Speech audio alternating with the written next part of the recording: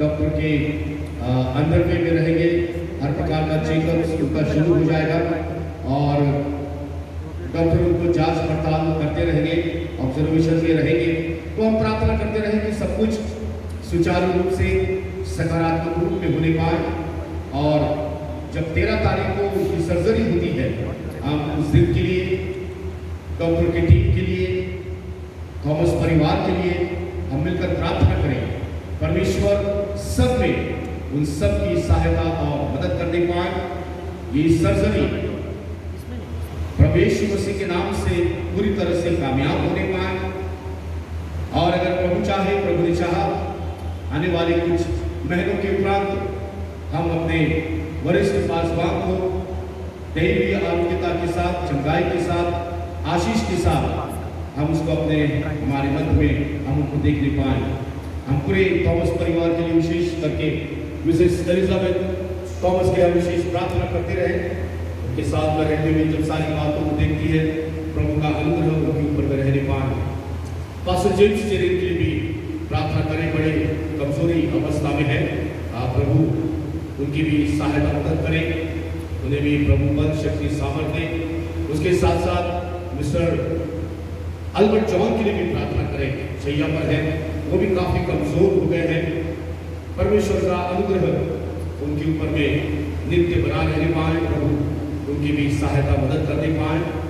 अब जबकि मौसम पहले में थोड़ा परिवर्तित होता जा रहा है, कभी नरम है तो कभी गर्म है, तो ऐसे में जितने हमारे हाउस ऑफ होप के बच्चे, हमारे विद्यार्थी भाई, हमारे टीचर, स्टाफ, पासवान जितने यहाँ पाए जाते हैं, सबके लिए प्रार्थना करें कि प्रभु सबको अपने अनुग्रह में और अच्छी हालत में प्रभु उनको बनाए रखे। हमारे कल की रिजर्वेशन आराधना के लिए विशेष करके प्रार्थना करें, उसमें भी प्रभु बड़ी सहायता मदद करने पाए और हमारी कल की आराधना आशीषित रूप में संपन्न होने पाए। आइए प्रार्थना में चले। प्रभु हमारी सभा के आगे के कार्य को तेरे हाथों में सौंपते हैं, संदेश वाहक को और संदेश को प्रभु तेरे हाथों में देते हैं। बड़े शिद्दत के साथ, अभिषेक के साथ प्रभु को अपने दास को हमारे मध्य में इस्तेमाल कर, ताकि प्रभु आज का वचन सुनने वालों के लिए एक आशीष का कारण ठहरने पाए। हमारे पासवान के लिए प्रार्थना करते हैं। 10 तारीख से प्रभु जब उनका सारा चेकअप होने जा रहा है, वे ऑब्जर्वेशन में रहेंगे, डॉक्टर की टीम प्रभु उनका चेकअप करती रहेगी। प्रभु उन सब में उनकी सहायता करना, मदद करना। विशेष करके प्रभु जब 13 तारीख को उनकी सर्जरी होती है, सारे डॉक्टर टीम को हम तेरे हाथों में सौंपते हैं। प्रभु उन्हें बुद्धि प्रदान करना और प्रभु जी अच्छे रूप में खुदावंत वो सर्जरी संपन्न होने पाए। पूरे थॉमस परिवार को प्रभु तेरे हाथों में सौंपते हैं। एक एक पर प्रभु तेरे अनुकंपा की दृष्टि बनी रहने पाए। पास्टर जेम्स चेरिन को तेरे हाथों में देते हैं। प्रभु अपने दास पर अपना अनुग्रह बनाए रख, कमजोरी अवस्था में है, प्रभु ने बलवंत कर, उन्हें शक्ति, सामर्थ्य। हम प्रार्थना करते हैं मिस्टर अल्बर्ट जॉन के लिए, प्रभु जो बुजुर्ग अवस्था में जब अपने शैया पर हैं, खुदावंत उनके ऊपर में भी तेरा दैवीय हाथ बना रहने पाए। तेरा अनुग्रह प्रभु जी उनके ऊपर में रहने पाए। जितने प्रभु इस सभा में आए हैं, हम सबों को प्रभु तेरे हाथों में समर्पित करते हैं। आज शाम प्रभु तो हमसे बोल और हमसे बातचीत कर, सारी बातों में तेरी महिमा हो, यीशु के नाम से मांगते हैं, आमीन, हालेलुया। अब प्रार्थना के वातावरण में बैठे रहे और मैं आमंत्रित करूंगा पास्टर निखिल राजदत्ता को इस मंच पर आए और जोरदार तालियों के साथ में स्वागत करें और अंतिम प्रार्थना और आशीर्वाद वचन के साथ सभा को समाप्त करेंगे। Pastor Nikhil Raj. Praise the lord. प्रभु यीशु मसीह के अनुपम नाम में फिर से एक बार आप सभी को मेरा अभिवादन। मैं परमेश्वर का धन्यवाद करना चाहूँगा आज के इस उत्तम दिन के लिए, जिसमें हम सबको यह अवसर मिला कि इस पवित्र शनिवार और जो सप्ताह का अंतिम दिन है, परमेश्वर के वचन को सुनने पाए। साथ में हमारे वरिष्ठ पासवान का मैं धन्यवाद करना चाहूँगा जिन्होंने ये अवसर मुझे दिया कि आज के इस दिन में परमेश्वर के वचन को मैं इस कलीसिया में लेकर के आने पाऊँ। और आप सभी का भी धन्यवाद करना चाहेंगे क्योंकि आप हमारे लिए, हमारे परिवार के लिए और हमारी सेवा के लिए लगातार प्रार्थना करते रहते हैं। तो आप सभी का शुक्रिया। आप लोगों की प्रार्थनाओं के बदौलत हम यहाँ पर खड़े प्रभु की सेवा कर पा रहे हैं। Hallelujah, praise the Lord. आज का ये दिन अपने आप में बहुत ही व्याकुल करने वाला है। इसलिए कई कलीसियाओं में, मेन लाइन चर्चेस में इस दिन के लिए अलग अलग नाम रखे गए हैं। कुछ लोग इसे साइलेंट वेंसडे बोलते हैं, मतलब खामोशी का बुधवार। कुछ लोग इसे ब्लैक वेंसडे बोलते हैं, मतलब काला बुधवार। एक ऐसा दिन जिस दिन मायूसी, दुख, निराशा, कहीं ना कहीं एक प्रकार से व्याकुलता लोगों के मन में है, क्योंकि अब प्रभु यीशु मसीह ना कहीं चल रहा है, ना कुछ बोल रहा है, ना किसी से मिल रहा है, ना कोई चंगाई हो रही है, ना कोई अद्भुत कार्य हो रहा है। और कल तक जो शोर-गुल, तमाम प्रकार की बातें यहूदी हो या फिर यूनानी हो कर रहे थे, सब कोई शांत है। फिर कई लोग इसे ग्रेट सैबत भी बोलते हैं, मतलब महान सप्त का दिन, क्योंकि आज दिन ये माना जाता है कि स्वयं प्रभु यीशु मसीह ने, अब तक केवल यहूदी लोग विश्राम करते, लेकिन अब परमेश्वर कब्र में विश्राम कर रहा है, तो ग्रेट सैबत लोग इसे कहते हैं।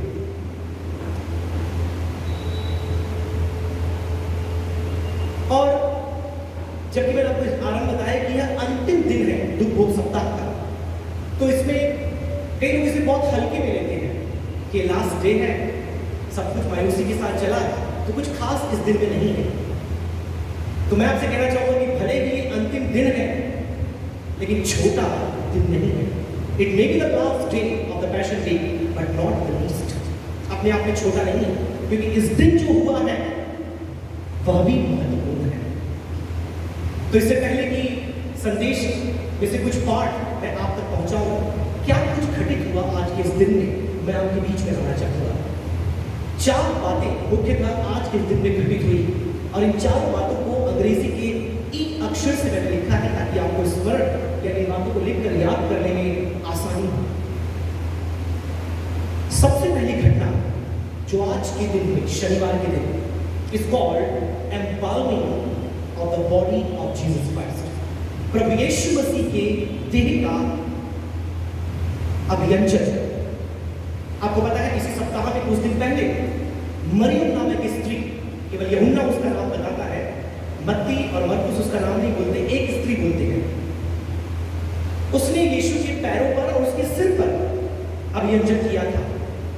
लेकिन वो बहुमूल्य इत्र से था, लेकिन ये औषधियों से, जड़ी बूटियों से और तेल से है। दूसरा घटना जो आज के दिन हुआ वो था entombing of the body of Jesus Christ. प्रभु यीशु मसीह की देह को कब्र में रखा जाना। तीसरी घटना encamping over the tomb of Jesus Christ. Yeshu Masih के कब्र के ऊपर पहरुओं को लगाना या पहरा दिया जाना। चौथी और अंतिम घटना, इसके अलावा छोटी-छोटी और घटनाएं भी हुई होगी, लेकिन यह मुख्यतः प्रमुख 4 घटनाएं हैं जो आज घटित हुई। चौथी बात, एंटरिंग इनटू द हेडेस और द शियोल, अधोलोक में यीशु मसीह का प्रवेश करना। आने वाले प्रचार कर रही है, बस माइक नहीं है उसके पास। इन 4 घटनाओं को मेरे प्रियो बहुत ही संक्षिप्त में हम देखेंगे, परमेश्वर के वचन से मेल खाते हुए कि क्या कुछ यहाँ पर हुआ। सबसे पहली बात मैंने आपको बताया, embalming of the body of Jesus Christ. प्रभु यीशु मसीह की देह का अभियंजन। यदि आप पढ़ेंगे यूहन्ना रचित सुसमाचार 19 अध्याय 38 आयत से लेकर तो 42 आयत तक, मैं चाहूंगा किसी को मिलता है तो ऊंची आवाज में पढ़ने में सहायता करें। यूहन्ना रचित सुसमाचार 19 अध्याय 38 आयत से लेकर तो 42 आयत।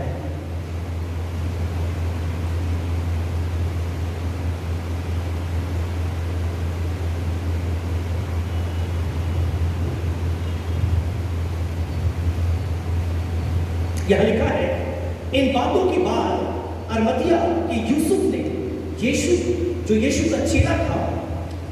अब यहां पर एक बात आपको और जानना है कि यीशु के केवल 12 चेले नहीं थे। यहां पर एक और चेले का नाम हम देखते हैं, जो अरमतिया स्थान का रहने वाला था। और यदि आप किसी घटना को अन्य सुसमाचारों में पढ़ें तो वहां लिखा है कि यूसुफ अरमतिया ने अपने आप को ही यीशु का चेला बना लिया था। मतलब यीशु ने उसको चेला नहीं बनाया था, वरन उसने स्वयं यीशु की सेवा, उसके जीवन को देख करके अपने आप को उसका चेला बना लिया। और जब यीशु की मृत्यु हुई, पूरी आयत नहीं पढ़ूंगा, आपको मैं घटनाक्रम समझा रहा हूं। जब यीशु की मृत्यु हुई तो पिलातुस के पास वो जाता है और उससे आग्रह करता है कि मुझे यीशु की देह प्रदान कर दी जाए। और फिर आप आगे बढ़ेंगे, वहां लिखा है उसके पास एक कब्र था जो उसका अपना खुद का कब्र था, वह यीशु को ले जाकर के वहां पर रखता है। लेकिन उससे पहले ये जो यूसुफ अरमतिया है, और इसी घटनाक्रम को यदि आप मत्ती 23 उसके 56 से आगे बढ़ेंगे, वहां लिखा है उसके साथ एक और व्यक्ति रहता है, उसका नाम है निकोदेमुस। तो निकोदेमुस और यूसुफ जो अरमतिया का था, ये दोनों मिलकर के यीशु की देह का अभियंजन करते हैं।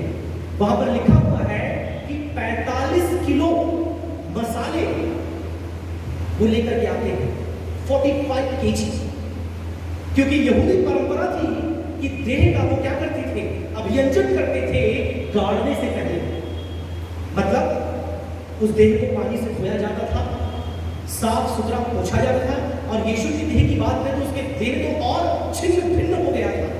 तो इन दोनों ने यीशु की देह से उस खून को, उस मांस के चिथड़ों को, तमाम प्रकार के जख्मों को धोया, पोछा, साफ किया, और बहुमूल्य औषधियों से और तेल से उसे क्या किया, उसका अभियंजन किया।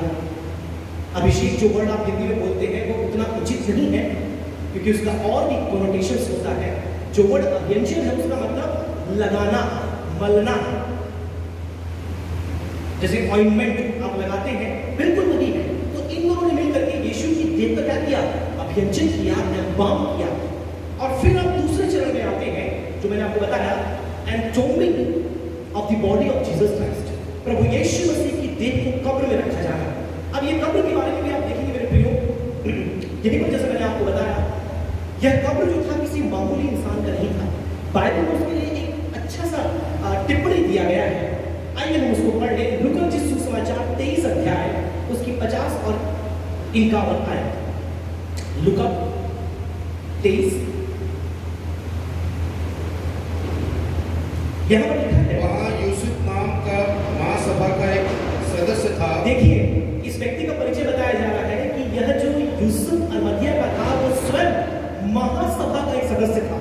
मतलब काफी नामी गिरामी यह एक व्यक्तित्व था। आगे, जो सज्जन और धर्मी पुरुष था। अब उसका परिचय आगे दिया है, जो अपने आप में क्या था, सज्जन था और धर्मी था जी। और उसकी योजना और उसके इस काम से प्रसन्न था। वह यहूदियों के नगर अमिर्तिया का रहने वाला और परमेश्वर के राज्य की बाट जोहने वाला था। चौथी बात उसके बारे में विषय बताया गया है कि वो परमेश्वर की बाट जोहने वाला व्यक्ति था। कहीं ना कहीं मेरे प्रियो इसको विश्वास था, इसलिए इसने आगे होकर के यीशु के कोई भी चेले नहीं, उसके कोई परिवार के लोग नहीं, वरन यह यूसुफ जो अरमतिया का था। समय नहीं है इसके ऊपर आप एक संदेश को दे सकते हैं। इतना महत्वपूर्ण ये व्यक्तित्व है जिसने आगे होकर के हिम्मत के साथ पिलातुस के सामने खड़े होकर के यीशु की देह को मांगा, और पिलातुस ने उसे दे दी, और ये उसका अभियंजन करता है। और अब अपने कब्र में, जो कब्र उसने अपने लिए तैयार, क्योंकि उन दिनों में जो धनी लोग होते थे, आजकल तो कह रहे हैं आप ऐसा करोगे तो बोलेंगे अरे बाप रे वो कितना अविश्वासी है, अभी से क्या कर रहा है, अपने लिए कब्र तैयार कर रहा है। हमारे संस्कृति के लोग ऐसा बोलेंगे। एक दो कॉफिन बना के रख दिया वहां पर, कुछ लोग सोच रहे हैं अरे बाप रे अब कौन मरने वाला है।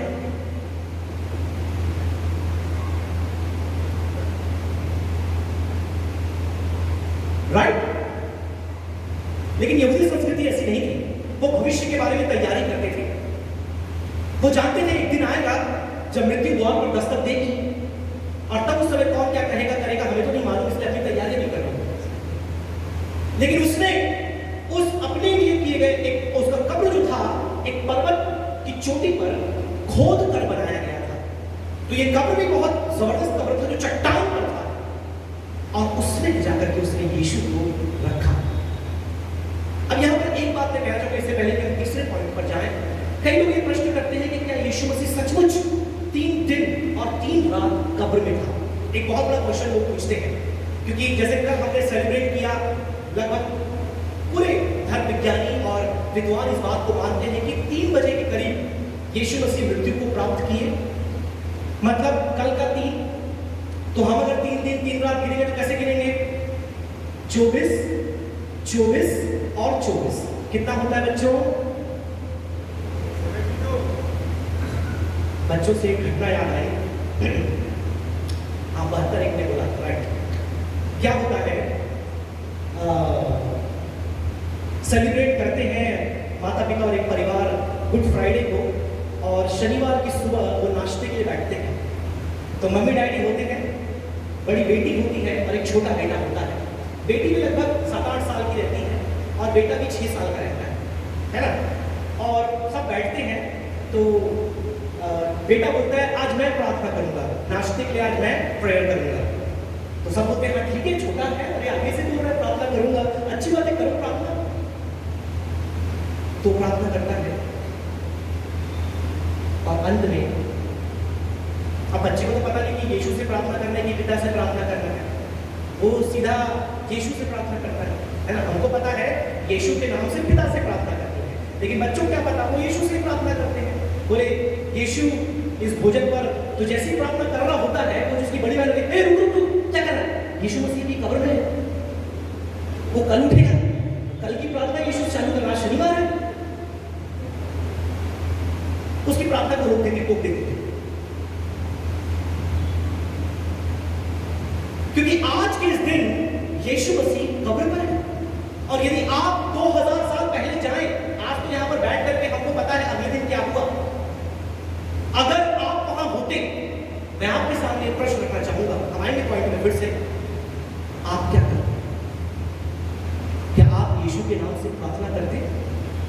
क्योंकि अब तक पुनरुत्थान नहीं हुआ है और यीशु कब्र पर है। इस बात पर विचार करें, थोड़ा सोचें। Now coming back to the question कि क्या यीशु 3 दिन और 3 रात, जैसा उसने भविष्यवाणी की थी योना के विषय में, उसका उदाहरण लेकर के कि मनुष्य का पुत्र 3 दिन और 3 रात कब्र में होगा, अधोलोक में होगा। तो मेरे प्रियो, अब कल लगभग 3 बजे तक यदि हम देखें कि यीशु को मतलब जो भी उसका मृत्यु हुआ, तत्पश्चात एम्बाल्मिंग हुआ, फिर कब्र में उसे जाकर के रखा गया, सारी चीजें, और आज का दिन आप पूरा 24 घंटा मान लेते हैं, और कल यीशु जी उठता है, परसों नहीं उठता, कल जी उठता है। तो आप लास्ट भी है, हमारी संस्कृति, हमारे जो मैथमेटिकल कॉन्टेक्स्ट है, उसके हिसाब से आप ये सोचेंगे कि भाई यीशु 72 घंटे तो कब्र में नहीं था, हो ना हो 48 या 55 या लगभग 60 घंटे हो सकता है रहा, लेकिन 72 घंटे तो वो निश्चित रूप से कब्र में नहीं था।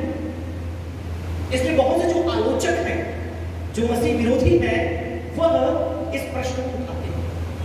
लेकिन इसके छोटे से रूप में इसका उत्तर देते हुए मैं आगे बढ़ना चाहूंगा कि जो गिनने का तरीका है, आज के समय में गिनने का तरीका यहूदी संस्कृति के समय गिनने के तरीके से अलग था।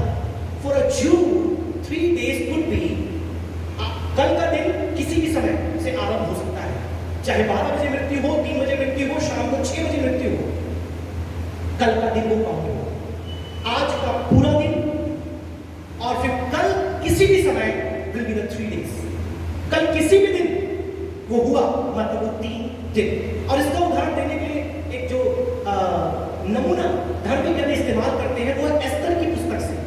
एस्तर की पुस्तक में बोलती है कि 3 दिन 3 रात मैं कुछ नहीं खाकर उपवास रखूंगी, लेकिन उसके अगले अध्याय में आप देखिए तीसरे दिन वो राजा के पास जाती है और फिर वहां पर सारी परिस्थिति बदल जाती है। तो मेरे प्रियो, इस प्रकार से प्रभु यीशु मसीह ने अपनी भविष्यवाणी जो उसने खुद अपने बारे में की थी, उसे वो पूरा करता है। अब हम आगे बढ़ते हैं चौथे जो घटना की ओर, जो आज के दिन हुआ, वो है एनकैंपिंग ओवर जीसस स्टोन। यीशु मसीह की कब्र के ऊपर क्या कहना? पहरा देना। आप सोचिए, ऐसा पहली बार हुआ होगा कि एक आदमी जो मर चुका है उसके कब्र पर कोई चौकीदारी कर रहा है। ये पहली बार हुआ पूरे यहूदी इतिहास में। और क्या आप कारण जानना चाहते हैं क्यों? आइए मेरे साथ पढ़िए मत्ती रचित सुसमाचार 27 अध्याय उसकी 62 आयत से। Gospel of Matthew chapter 27 from verse 62 onwards. दूसरे दिन जो तैयारी के दिन के बाद का दिन था, प्रधान याजकों और फरीसियों ने वो माइक ले लो सर से।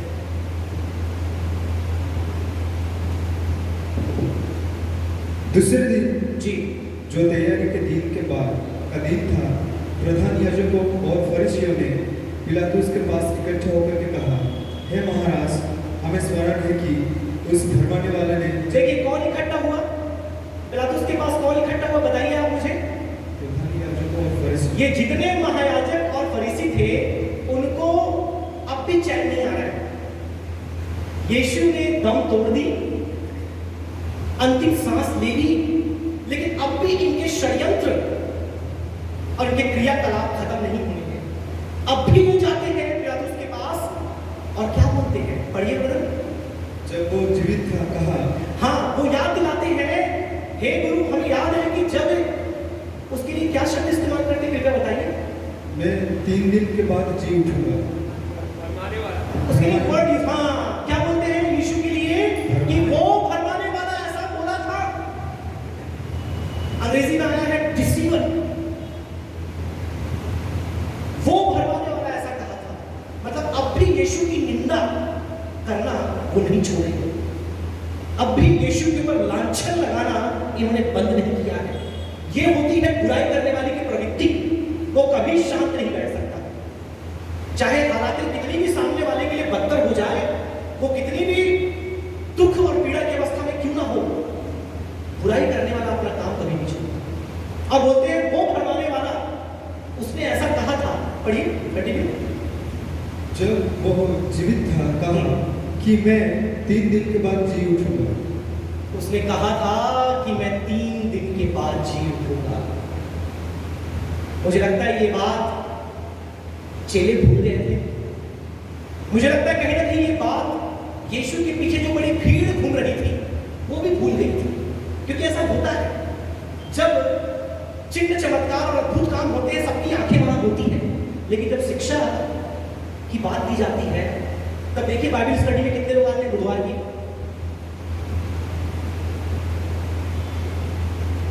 जब अद्भुत काम होता है तब सब कोई देखने के लिए खड़े हो जाते हैं, लेकिन जब शिक्षा की बात आती है लोग सुनते हैं और भूल जाते हैं। इसलिए तो चेले वापस मछली पकड़ने चले गए, चुंगी लेने वाला चुंगी लेने चले गए, बाकी के लोग बाकी काम करने चले गए, क्योंकि लोग पता था अब यीशु मर गया, चैप्टर क्लोज, बात खत्म। सारी उसकी शिक्षाएं, उसकी मसीहत उसके साथ समाप्त हो, अब कुछ नहीं बचा है, इसलिए सब अपने काम में चले गए ना। लेकिन उसके शत्रुओं को यह बात याद था कि यीशु जो धोखा देने वाला है उसने कहा था कि तीसरे दिन मैं जी उठूंगा। लेकिन अब देखिए उनका विश्वास उसके जी उठने पर नहीं है। अब ये बहुत फनी भी है। अब वो क्यों आया, पढ़िए आगे, हाँ पढ़िए कि क्यों आते हैं। अतः हाँ आज्ञा दे कि तीसरे दिन तक कब्र की रखवाली की जाए। हाँ, तीसरे दिन तक कब्र की रखवाली की जाए। ऐसा ना हो कि हाँ उसके चेले आकर उसको चुरा ले जाए। अब देखिए उनकी सोच क्या थी, यीशु तो जी उठेगा जरूर है, लेकिन वो परमेश्वर की सामर्थ्य नहीं, लेकिन चेलों की मदद से वो क्या करेंगे, आकर के कब्र से उसकी देह को चुरा लेंगे और बाद में कहेंगे देखो कब्र खाली है, उसमें उसकी देह नहीं है। इसलिए तू क्या कर, पहरुओं को वहां आदेश दे कि वो उसकी चौकीदारी करे ताकि कोई उस कब्र के अंदर न आ सके। और ये बात का प्रमाण भी है, जब कल के दिन यीशु जीवित हो उठेगा तो कोई ये नहीं कह सकता कि किसी ने आकर उसकी देह को चुराया है, क्योंकि रोमी सैनिक जो थे, आइए इस शास्त्र भाग को पढ़ते हैं फिर आगे बताऊंगा मैं उस बात को। पढ़िए उसे पूरा 66 तक। चेले हाँ आकर उसे चुरा ले जाएंगे और लोगों से कहने लगे, हाँ वो मरे हुओं में से जी उठा है। हाँ, उन्होंने पूरा पक्का कर लिया। जब वो जीवित था तब षड्यंत्र बना बना के सारी बातें रच ली, और जब वो मर गया उसके बाद भी वो पूरा पक्का कर रहे, कहीं से कोई रास्ता रह ना जाए कि यह मसीहा घोषित हो जाए। देखो, हमारा राजपाट सत्ता हो सकता है पूरे यहूदी उनके पीछे ना जाए, लेकिन कोई ना कोई तो उसके पीछे चला जाएगा और हमारी सत्ता टूट जाएगी, टूट जाएगी, बिक जाएगी और हम बर्बाद हो जाएंगे। आगे बढ़िए। तब पिछला धोखा पहले से भी बुरा होगा। मतलब अब तक यीशु धोखा दे रहा था, और इससे पहले कि और बड़ा धोखा दे, उसे रोक लिया जाए।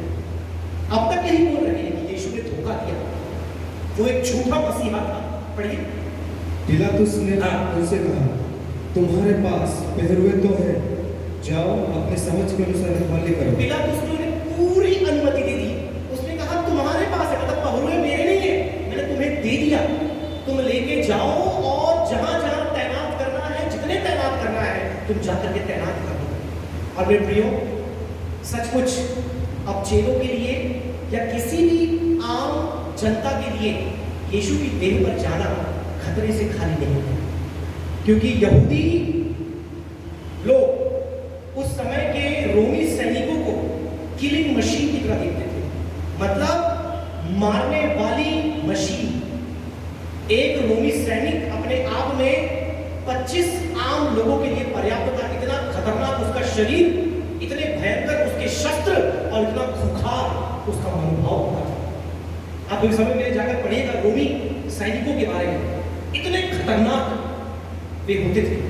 अब उन्हें अब तैनात कर दिया कि कोई भी आकर के कब्र के पास भटके नहीं।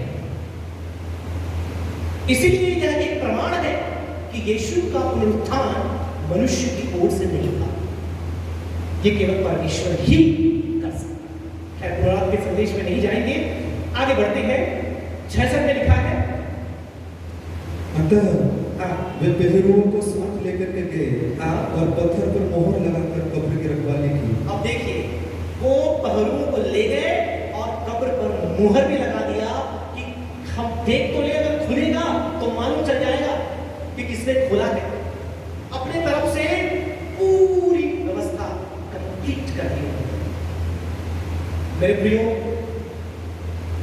यह इस बात का प्रमाण है कि यीशु मसीह का पुनरुत्थान परमेश्वर की सामर्थ से हुआ, क्योंकि रोमी साम्राज्य को, रोमी सैनिकों की ताकत को कोई भी मनुष्य जयवंत नहीं हो सकता था, उनको ओवरकम नहीं कर सकता था। और यहां पर आप देखिए, तीसरा घटनाक्रम समाप्त होता है।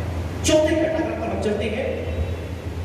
एंटरिंग इनटू शियोल और हेडेस, उस अधोलोक में या फिर उस विश्राम के स्थान में, और अन्य किसी शब्द में हम बोले तो एक ऐसे जगह पर जो पृथ्वी के नीचे पाया जाता है, लोक अधोलोक, वहां पर यीशु का प्रवेश करना। पहला पतरस 4:6 कोई पढ़ने में सहायता करे, और दूसरी आयत इफिसी 4:9 हम नहीं पढ़ेंगे, लेकिन आप लिख लीजिए। पहला पतरस 4:6 और इफिसी की पत्री 4 उसका 9। क्योंकि मरे हुओं को भी सुसमाचार इसलिए सुनाया गया कि शरीर में तो मनुष्य के अनुसार उनका न्याय हो, पर आत्मा में वे परमेश्वर के अनुसार जीवित रहे। आप देखिए यहाँ पर क्या लिखा है, किसको सुसमाचार सुनाया गया, कृपया बताइए मुझे। हेलो, मरे हुओं को। और जैसे पास्टर विल्सन जब परिचय दे रहे थे, इस बात को कह रहे थे कि इस दिन भी यीशु मसीह ने कुछ किया, वो निष्क्रिय नहीं था। हालांकि वो बात लोगों को नहीं मालूम थी, वो बात लोगों को बाद में पता चली, लेकिन यीशु आज के दिन भी शांत नहीं था, वो कार्य कर रहा था। वो अधोलोक में गया और ऐसे स्थान में गया जिसे पुराने नियम में शियोल कहा जाता था इब्रानी भाषा में, और नए नियम में हेडेस कहा जाता था। और वहां पर वे लोग जो मृत्यु के उपरांत अपने न्याय के लिए विश्राम कर रहे थे, उन्हें जाकर के क्या सुनाता है? शुभ समाचार, गुड न्यूज प्रीच करता है। और फिर आगे आप पढ़ेंगे इफिसी 4:9 में भी ये लिखा है, पौलुस बताता है Jesus descended into the lower part, मतलब वो निचले सतह में डिसेंड करता है। इसमें यहाँ से एक संदेश और मिलता है, before you ascend make sure you descend. इससे पहले कि आप ऊपर उठे इस बात को पक्का कर लें कि आप नीचे पहले झुके। और फिर आगे आप पढ़ेंगे इसी स्थान को अब्राहम्स bosom, मतलब अब्राहम की जो सीना गोद आप कह सकते हैं, हिंदी बाइबल में आया है, उसे भी आप कह सकते हैं, और अन्य शब्दों में पैराडाइज, क्योंकि यीशु मसीह जब क्रूस पर था, कल हमने सुना, वह उस चोर से, उस मुजरिम से जो उसके साथ लगा था, बोलता है तू आज ही मेरे साथ कहाँ होगा? पैराडाइज में होगा, स्वर्गलोक में होगा। तो वहां पर जो वर्ड आया है वो भी कहीं ना कहीं इसी स्थान से जुड़ा है, क्योंकि अब तक यीशु पिता के पास जो असली स्वर्गलोक है वहां पर नहीं गया है। तो उसने ये नहीं बोला कि तू पिता के पास स्वर्ग में होगा, उसने उस चोर से कहा कि तू मेरे साथ पैराडाइज में होगा, कहीं ना कहीं विश्राम करने का स्थान। और इस शब्द को हमें ध्यान रखना चाहिए कि जो मरकुस 9 का 24, 42 से 48, प्रकाशित वाक्य 20 का 14, इन वहां पर जो वर्ड आया है नरक के लिए गेहना, ये उससे कंफ्यूज नहीं होना चाहिए। The word Gehenna is different, which refers to lake of fire and a place of gnashing of your teeth and bones. कीड़े और दांत पीसने और अंधकार की जो आग है, झील है, जिसकी आग कभी नहीं बुझती, उसके लिए नए नियम में जो शब्द इस्तेमाल किया है वो है गेहना। तो वो वर्ड और इस वर्ड में अंतर है। यीशु मसीह अधलोक में गया, एक ऐसे लोक, तो स्वर्गलोक जो परलोक है, और पृथ्वी लोक, और फिर अधलोक जहां पर विश्राम के लिए आत्माएं, प्राण अपना इंतजार कर रही है। अब दूसरा क्वेश्चन यहां पर उठता है इसके नेक्स्ट स्लाइड में, किसको प्रभु ने संदेश सुनाया? ये एक बहुत बड़ा क्वेश्चन है। लोग अलग अलग तरीके से इस बात को देखते हैं, आखिर किसको उसने संदेश सुनाया या किसको उसने छुड़ाया, मतलब वहां से छुड़ाकर अपने साथ स्वर्ग किसको ले गया या अपने साथ किसको आजाद किया। तो लगभग 4 प्रकार के विचार पाए जाते हैं। पहला विचार यहां पर आप देखेंगे, जो भी छुड़ाए गए, मतलब सब के सब जितने लोग मरे थे अब तक, वे सब के सब छुड़ाए गए। पुराने नियम में आप देखते हैं जब तक यीशु नहीं आया था कई लोगों की मृत्यु हुई, और उन सबको यीशु ने प्रचार किया और उन सबको उसने वहां से छुड़ा दिया। इस बात का विश्वास ऑर्थोडॉक्स लिटरेचर में पाया जाता है। फिर आप देखेंगे दूसरा मत कि यीशु ने किसको छुड़ाया, किसको लिबरेट किया। तो लोग ये मानते हैं पुराने नियम के संतों को, ओटी सेंट्स, जो पुराने नियम के भक्त थे, संत थे, उनको यीशु ने छुड़ाया। ईस्टर्न पैट्रियार्क ट्रेडिशन इस बात पर विश्वास करता है। फिर तीसरा आप मत देखेंगे, जिसने यीशु का अनुकरण किया, मतलब जब उसने प्रचार किया तो वहां पर भी लोग उसको सुन रहे थे, और सुनने के बाद जितने लोगों ने यीशु को माना, उस पर विश्वास किया, यीशु ने उनको अपने साथ छुड़ा। सबको नहीं, जिसने यीशु पर विश्वास किया। ये सेंट अगस्टिन ने इस आइडिया को प्रमोट किया था, और फिर बहुत से उसके अनुयायी इस बात को मानते हैं। और अंततः जो विचार है, लोग ये मानते हैं कि जो विश्वास के द्वारा धार्मिकता का जीवन व्यतीत किए, उनको यीशु ने वहां से छुड़ाया। ये वेस्टर्न ट्रेडिशन है, वहां के लोग इस बात को मानते हैं। तो इनमें से जिसको भी छुड़ाया हो, हम एक बात जानते हैं कि यीशु ने मृत्यु के बाद जब उसकी कब्र में थी, वो अधोलोक में गया, प्रचार किया, सुसमाचार सुनाया, और लोगों को तब भी उसने बचाया। Praise the Lord, hallelujah. संसार इस बात को नहीं देख पाया, लोग इस बात को नहीं देख पाए, लेकिन हम जो विश्वासी हैं आज वचन में पढ़ सकते हैं, कब्र में भी परमेश्वर कार्य कर रहा था। तो इन सारी बातों के द्वारा मैं प्रिय अंततः 3 लेसन्स, 3 पार्ट मैं आप तक पहुंचाना चाहूंगा। मेरे पास केवल 15 मिनट है, और मेरा प्रयास रहेगा कि इन तीनों बातों को आज हम सीख करके जाएं, जो हमारे लिए आज के दिन समझना अति महत्वपूर्ण है। घटनाक्रमों के बारे में जान लेना पर्याप्त नहीं है, वो तो ऐतिहासिक बातें हैं। आपने इस शनिवार सुना, अगले साल के शनिवार में फिर सुनेंगे, उसके बाद फिर सुनेंगे, लेकिन हमारे लिए क्या प्रैक्टिकल लेसन्स है, वो सीखना बहुत जरूरी है। सबसे पहली बात मेरे प्रियो हम यहाँ पर देखते हैं, God's silence is God's way. परमेश्वर की खामोशी परमेश्वर के कार्य करने का तरीका है। यीशु कब्र पर है, और तमाम लोग अब बैठकर ये सोच रहे हैं कि परमेश्वर, मतलब यीशु शांत हो गया, मतलब परमेश्वर भी शांत है। इतनी परमेश्वर की बातें करने वाला, अपने पिता के बारे में बताने वाला, अब कहां है? शांत है, कुछ नहीं बोल रहा, कुछ नहीं बता रहा, ना कोई भूलडोल हुई है, ना ही अंधियारा छाया है, ना ही मंदिर का पर्दा फिर फट रहा है। अब क्या हो रहा है? इतनी खामोशी क्यों है? परमेश्वर इतना शांत क्यों है? मेरे प्रियो, कई बार हमारे जीवन में भी क्या हमें ऐसा अनुभव नहीं होता? समस्याएं पर समस्याएं, परेशानियों पर परेशानियां, बीमारियों पर बीमारियां, मृत्यु पर मृत्यु। And then we sit there and think, why is God silent?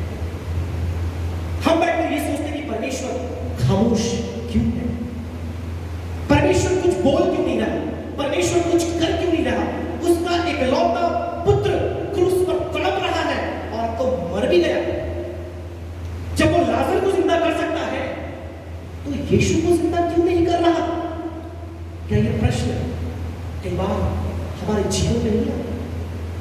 जिसने अंधे को देखता कर दिया, आज मेरे जीवन की अंधकार को क्यों नहीं हटाया? ये ब्लैक सैटरडे, आज के दिन को काला शनिवार बोला जाता है, क्योंकि मेरे प्रियो, परमेश्वर की ज्योति कहीं नहीं दिख रही थी। और मैं आपको बताना चाहूंगा, इस बात को आज आप डाइजेस्ट करके जाएं कि परमेश्वर की खामोशी परमेश्वर के कार्य करने का तरीका। वहां पर कोई नहीं देख रहा था कि यीशु क्या कर रहा है। वो तो आज धन्यवाद हो पतरस का और पौलुस का, हम पढ़ते हैं तो जानते हैं कि यीशु क्या कर रहा था। But even God silence, God was working. खामोशी में परमेश्वर काम कर रहा था। आपकी जिंदगी के पलों में जब आप ऐसा सोचते हैं कि परमेश्वर है ही नहीं, मेरी समस्या पहाड़ के समान मेरे सामने खड़ी है और मुझे निकलने पर है और निकल भी गई क्योंकि यीशु तो मर गया था, परमेश्वर खामोश है, मतलब जो कुछ यीशु ने इससे पहले किया वो धोखा था। दूसरी बात, सेकंड लेसन हमने सीख लिया, खामोशी परमेश्वर का कार्य करने का तरीका है। और कई बार आप दाऊद के जीवन में भी देखते हैं, केवल एक उदाहरण दूंगा। कई बार वो भी अपने भजन में प्रार्थना करता है कि हे परमेश्वर, तूने अपने मुख को मुझसे क्यों छिपा दिया है? मेरे शत्रु मुझ पर चढ़ाई कर रहे हैं, मैं मरा जा रहा हूं, शर्मिंदगी मेरे जीवन में है, मायूसी मेरे जीवन में है, कुत्तों ने मुझे घेर लिया है, तू है कहां? तेरा अता पता नहीं है, अपने मुख को मुझसे मोड़ लिया है। मानो जब आपसे मैं मिलूं और मुंह ऐसा है तो आप क्या सोचेंगे? मेरे प्रियो, याद रखिए, कई बार परमेश्वर की खामोशी परमेश्वर के कार्य करने का तरीका है। परमेश्वर की योजना कई बार खामोशी है। कई बार हम लोग उसे समझ नहीं पाते अपने जीवन में, लेकिन हो सकेगा ये शनिवार आज हमें समझाने पाए। Second point, God's people must learn to wait. Second W, first W रहना गॉड्स वे, सेकंड वेट। परमेश्वर के लोगों को इंतजार करना सीखना चाहिए। देखिए, परमेश्वर यहां पर खामोश था, लेकिन चेले क्या कर रहे थे? आप मुझे बताइए, इंतजार कर रहे थे, बाट जोड़ रहे थे, विश्वास के साथ बैठे थे कि यीशु ने कहा था वो जिंदा होगा। No no no, you don't find any story और any narration of what disciples were doing, क्योंकि वो कुछ काम का काम कर ही रहे थे। जब यीशु पहुंचे तो उनके पास गया, वो क्या कर रहे थे? आप बताइए, क्या कर रहे थे वो? मेरे प्रियो, कई बार सब कुछ सीख जाते हैं, लेकिन मुश्किल घड़ी में इंतजार करना, इत्मीनान से ईमान से इत्मीनान करना मुश्किल होता है, क्योंकि हमें ये लगता है कि अब परमेश्वर कुछ करेगा नहीं, परमेश्वर तो खामोश है। हम अपने विश्वास को खो देते हैं, अपनी आशा को हम खो देते हैं। इतने बार यीशु ने प्रचार किया, इतने प्रमाण अपने मसीहा होने के दिए, इतनी भविष्यवाणी अपने विषय में की, इतनी चंगाइयां उसने की, इतने चिन्ह उसने दिखाए, इतनी अद्भुत शिक्षाएं उसने दी, उसके बावजूद ये अविश्वासी पीढ़ी जो चिन्ह और चमत्कार की मांग करती है, यीशु ने इतने कठोर वचन इस्तेमाल किए हैं। अब जाकर के सुनिएगा संदेश मंगलवार के दिन का। हाय वचन इतने भयंकर भयंकर सुन करके लगता है कि परमेश्वर ने कोई इंसान बोल रहा होगा जो क्रोध में है, लेकिन वो परमेश्वर ने बोला है लोगों के लिए। जहां परमेश्वर खामोश हुआ, विश्वास तो दूर की बात है, आशा तो दूर की बात है, इंतजार करना तो छोड़ो, यीशु की हुजूरी से भी चले, उसकी उपस्थिति से चले। और कहां गए? उसकी आज्ञा को भूल गए। चेले बनाओ, मैं तुम्हें चेले बनाने के लिए बुलाया है। यीशु ने नगर नगर गांव गांव उनको भेजा था, कम से कम यीशु के बाद सेवा तो कंटिन्यू करते, देने चले गए, अपने काम में चले गए, क्योंकि अब वो ये बात मान चुके थे, हमारा मसीहा मर चुका है, हमारा उद्धारक उठ गया है। मेरे प्रियो, आइए इस बात को आज हम सीख लें। कई बार जब हमारी जिंदगी के दुख भरे पलों में, चिंताओं में, निराशाओं में, वेदनाओं में, बीमारियों में, जब आपको परमेश्वर खामोश दिखाई देता है, कुछ बोलता हुआ नहीं दिखता, ईमान के साथ, विश्वास के साथ इंतजार करना सीखें। बाइबल के अन्य भागों में जाना नहीं चाहता जहां पर बाट जोड़ने के बारे में बताया गया है, क्योंकि मेरा पैसेज ये है, लेकिन आप जानते हैं कि एक विश्वासी के लिए इंतजार करना कितना जरूरी है। तीसरा और अंतिम part, God's work is not completed yet. परमेश्वर का कार्य अब तक समाप्त नहीं हुआ है। पहला मैंने आपको बताया वेट, दूसरा वेट, तीसरा वर्क। पहला बताया परमेश्वर का मार्ग है खामोशी, दूसरा मैंने आपको बताया परमेश्वर के लोगों को इंतजार करना सीखना है।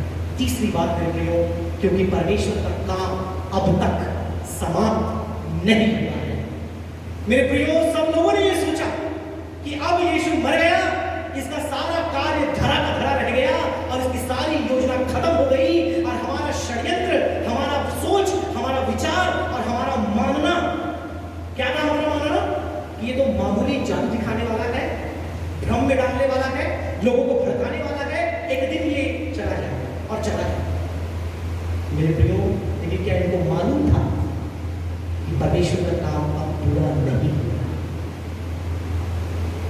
परमेश्वर का काम अब चल रहा है, वो कल होगा, आगे का काम कल होगा। अब तक कल इन्होंने नहीं देखा, और मैं आपसे कहना चाहूंगा एज एन एप्लीकेशन, आपने अपना कल नहीं देखा। आज आपकी जिंदगी में जो भी हालात हैं, मुझे नहीं पता, कुछ लोगों को हम जानते हैं बहुत तकलीफों से होकर जा रहे हैं, लेकिन हर एक के बारे में नहीं मालूम। But let me tell this to you, कि tomorrow is not yet complete. परमेश्वर आपके जीवन में कार्य करना अभी समाप्त नहीं किया है। परमेश्वर की योजना अब तक समाप्त नहीं हुई है। आज मसीह की कलीसिया को पूरा संसार ठट्ठे का पात्र बना दिया है। जितना सताव, जितना तोड़फोड़, जितना मारपीट, जितना बलवा आज मसीह की कलीसिया के साथ किया जा रहा है, शायद ही कहीं आपको दिखे। परमेश्वर के दास दासियों को प्रताड़ित किया जा रहा है, उन्हें उठाकर जेल में डाल। मैंने पिछले हफ्ते की प्रार्थना सभा में आपको बताया, ज्यादा दूर नहीं, हमारे आसपास ही ये सब हो रहा है। हो सकता है एक कलीसिया में तोड़फोड़ करके, एक प्रार्थना भवन को जला करके, कुछ मसीही लोगों को मार करके, या किसी पासवान का सिर कलम करके इन लोगों को लगे कि इनका चैप्टर क्लोज, इनका काम तमाम, इनके सारे हथकंडे धरेंगे धरेंगे। लेकिन मेरे प्रियो, मैं आपको बताना चाहता हूं, God's work is not yet completed, क्योंकि कल अब तक नहीं आया है। परमेश्वर का कार्य मेरे प्रियो उसकी कलीसिया के लिए, आपके लिए अब तक समाप्त नहीं हुआ है, क्योंकि कल अब तक नहीं आया है। और वो कल मेरे प्रियो परमेश्वर के हाथों में है, और उसकी योजना, उसके कार्य अब भी चल रहे हैं। आपके जीवन से, आपकी कलीसिया से, आपके परिवार से, आपके लोगों से उसका कार्य अब भी चल रहा है, क्योंकि कल अब तक नहीं आया है। इससे पहले अपने स्थान को ग्रहण करूं, कुछ वाक्य मैंने लिखे हैं, आपके बीच में रखना चाहूंगा। हन्ना कैफा जीत की जश्न मना रही है, लेकिन मेरे प्यारों, कल अभी आना बाकी। सभी शास्त्री अपने प्रश्नों से यीशु को फंसाने वाले उसके जाने का पार्टी कर रहे हैं, लेकिन मेरे भाइयों, कल अभी आना बाकी है। सदूकी फरीसी अपने षड्यंत्रों को पूरा होते हुए देख करके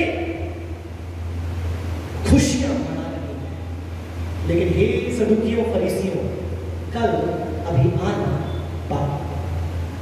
धर्मगुरु महायाजकों,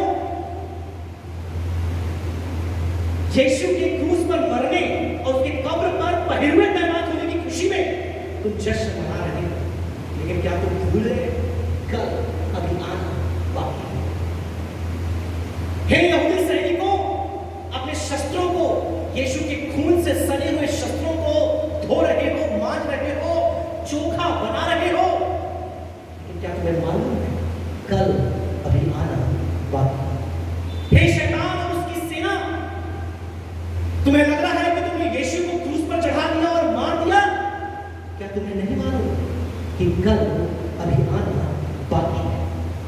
ये यीशु के चेलों हार मानकर हथियार डालकर मछलियां पकड़ रहे हो, लेकिन क्या तुमको मालूम है कल अभी आना बाकी है।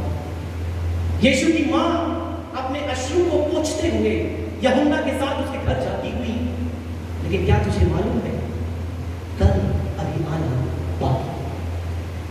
यीशु के शागिर्दों जिसने यीशु के लिए जय के नारे लगाया, उसका स्वागत किया, जब वो मर गया पीछे हटकर छूट गए और अब मायूसी, शर्मिंदगी, निंदा, हताशा में सिर झुकाए कहीं पड़े हो, लेकिन क्या तुम्हें मालूम है कल अभी आना बाकी है।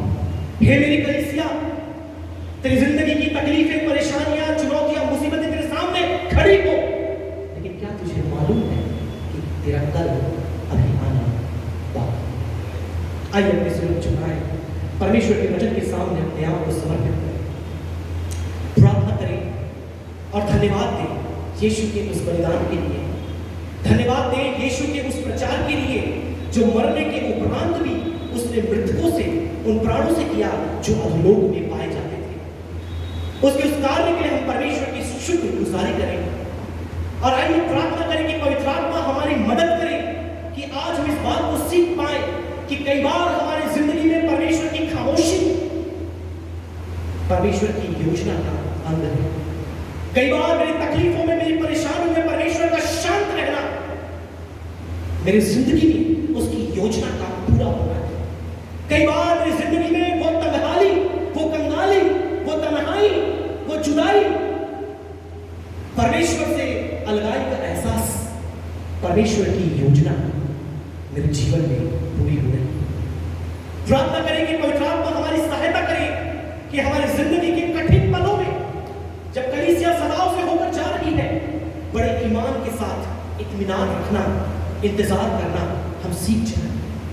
प्रार्थना करें और अपने को तैयार करें उस कल के लिए जब यीशु मृतकों में से जिंदा होने वाला है, क्योंकि यीशु का कार्य अभी पूरा होना बाकी है, क्योंकि कल अभी आना बाकी है। मेरे प्रियो, आपकी जिंदगी में क्या परेशानी है मैं नहीं जानता।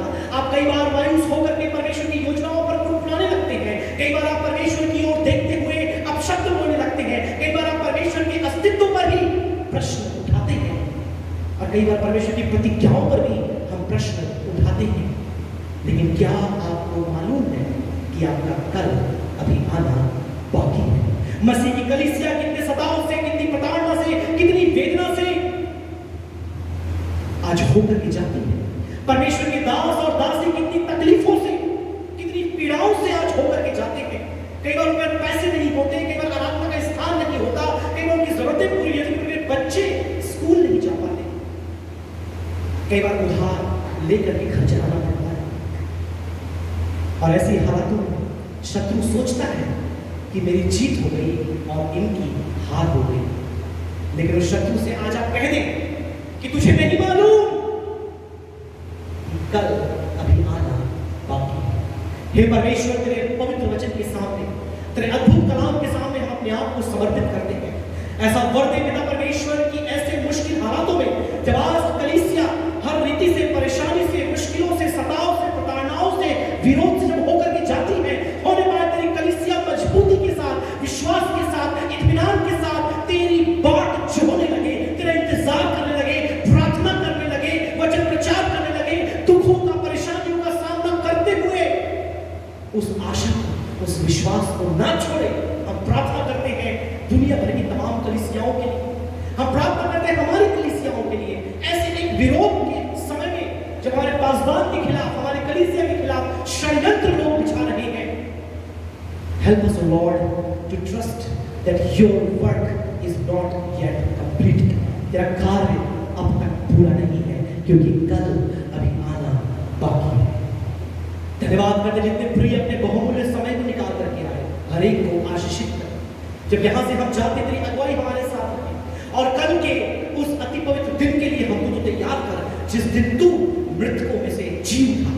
होने पाए पिता, अपने जीवन को जांचते हुए, तेरे पुनरुत्थान के संदेश को समझते हुए हम अपने जीवन को पिता तेरी पवित्रता, पाकीज़गी, अधार्मिकता और तेरी योजना के अनुसार आगे बढ़ाने पाए। कल के संदेश को तेरे हाथों में सौंपते हमारे वरिष्ठ पासवान को आशीषित करना पिता, जब उनके द्वारा तेरे वचन को हम सुनते हैं, हमारी कलीसिया के लिए यह बड़ी आशीष का कारण होने पाए। हर एक कमजोर दीवार नए बल को पाने पाए, हर एक मायूस लोग नई आशा के साथ जाने पाए और होने पाए पिता जो उनकी शल्य चिकित्सा 13 तारीख को होने वाली है, तेरी विशेष अनुग्रह की दृष्टि उनके साथ रहे और एक सुंदर खुशखबरी को हम वहां से सुनने पाए। तेरा बल, तेरी सामर्थ, तेरी चंगाई, तेरी उपस्थिति तेरे दास के साथ रहे। फिर से एक बार पास्टर विल्सन को तेरे हाथों में सौंपते हैं, आराधना की टीम को तेरे हाथों में सौंपते हैं, सभा का संचालन और आराधना करने में अगुवाई की तेरी कृपा, तेरी भलाई उनके जीवन में रहे। अपनी सेवा में उन्हें इस्तेमाल करना। फिर से एक बार सारी बातों के लिए धन्यवाद, तेरे वचन के लिए धन्यवाद। उद्धारकर्ता यीशु के नाम से इस प्रार्थना को मांगते हैं, आमीन। अब परमेश्वर पिता का प्रेम, प्रभु यीशु मसीह का अनुग्रह और पवित्र आत्मा की संगति और सहभागिता हम सबों के साथ, विशेषकर दुनिया में जितने भी संत हैं उन सबों के साथ तेरी दुआ का आगमन तक होती रहे। सब मिलकर बोले आमीन। आप सबों को जय मसीह की। प्रभु आपको बहुत ऐसे आशीष दे। Praise the Lord.